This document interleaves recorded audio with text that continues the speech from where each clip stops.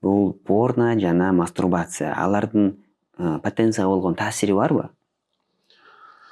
Порно жана мастурбация. Мастурбацияны зыян деп айта албайбыз да.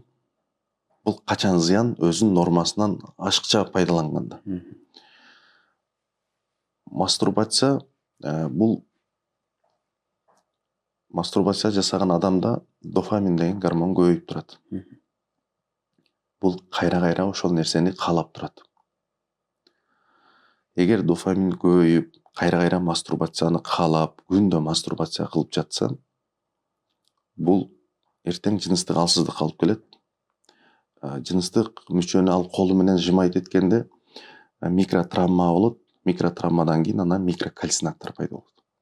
Андан кийин микрокальцинаттар чоңоюп отуруп, же кандайдыр бир жанагы искривление полового члена деп коет, мүчөнүн кыйшайуусу.